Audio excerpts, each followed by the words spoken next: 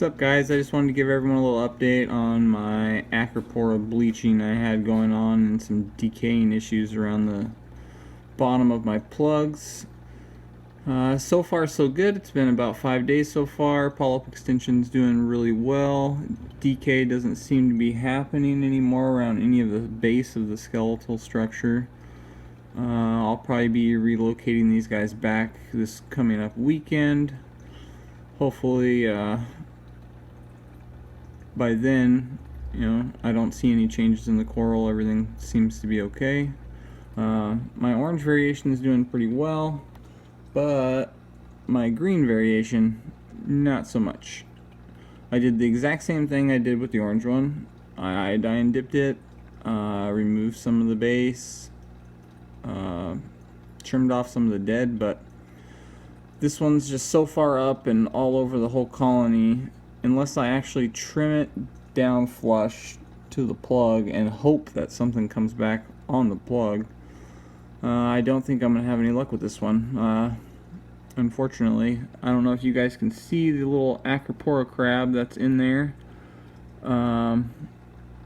That's pretty much been its home since I bought this thing. He showed up on it. I was actually scared at first, thought I had picked up some unwanted hitchhikers.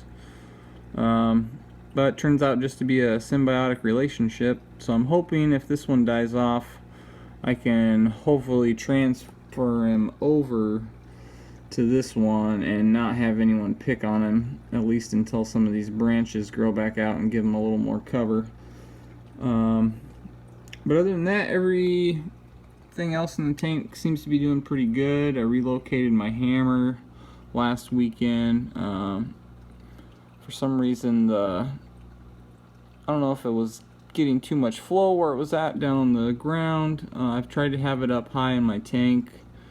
A lot of people tend to do pretty well with it up high and just haven't had any luck. So this middle, kind of about, I'd say 3 to 4 inches off the bottom of the ground, or off my sand bed, it seems to like okay so far. There's not a ton of flow over here.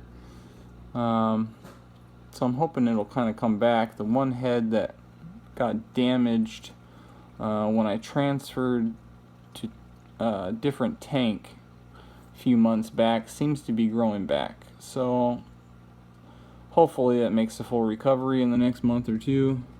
My Duncan's doing pretty nice. Still no new heads on them. Hopefully, I mounted one sideways up there. Fellow YouTuber, can't remember his name, seems to do pretty well with LPS corals and having their skeletal exposed to the lighting. I don't know if it's going to make a difference, to be honest, but if it'll stimulate some growth, I'll give it a try. My zoo colony is doing awesome. A flower pot gonopora. I think I'm going to have to relocate it. I think it's getting a little too much flow. The polyp extensions on it are nowhere near as long as they used to be. They used to be probably, I'd say 2 to 2.5 inches in length when I had it in another area with a little bit lower flow.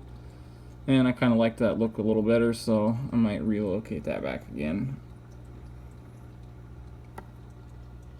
Other than that, my GSP I relocated as well. I'm trying to move some stuff around the tank, trying different spots. My GSP has grown back over a bald spot that was on the top of the rock, but it has not grown down. So it's really, I guess it's a win-win. Like, I was glad to see the bald spot go that was on top of the rock from transporting issues when the LFS store bought it. Sorry, having a hard time talking this morning. Still half asleep. I did add a fairly cheap, inexpensive Coral Life BioCube protein skimmer to my tank. Had to do little modifications. Wasn't quite getting enough flow in there and kept blowing the top off of it with the amount of bubbles that were coming out of the top for the skim mate, which was really weird because I had it bubbling right pretty much at the crest of the opening like I've done with all my other skimmers. For some reason, the skim mate would not dissipate over the sides of it. It would just column up. and would just push the lid off. So I had to do a little modification to the lid, drilled a couple extra holes in the bottom for some extra water flow. Other than that, everything seems to be doing okay. My Zoe colonies, not even sure which variation these are. I picked them up from an LFS as well for fairly cheap. I think there was probably 6 or 7 on it when I got it. I think you guys can't really see the other side from this camera view, but there's maybe 20, 22 on there at the moment. So they've taken off pretty well. Hopefully gonna get some new Zoes in this week, maybe. I'm looking at some Christmas style ones. They're red, white, and kind of a green tip. I know there's so many out there, it's kind of hard to even keep track of the names. It seems like some of the same exact ones companies have different names for, so it doesn't help. But yeah, I just wanted to give you guys a little update on the Acropora issues I was having. So pretty much all I did was just cut off the dead skeletal base, refragged it, super glued it down to a new frag plug, completely discarded the old ones just in case it was a bacteria issue.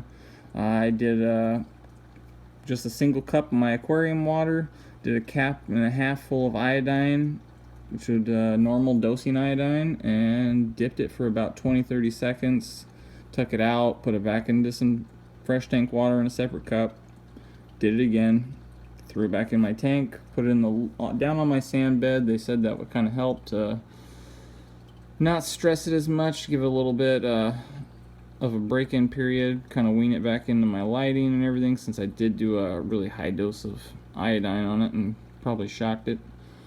But so far that seemed to work to kill off all the bacteria that was apparently eating the flesh of this guy. So far so good. Wish me luck.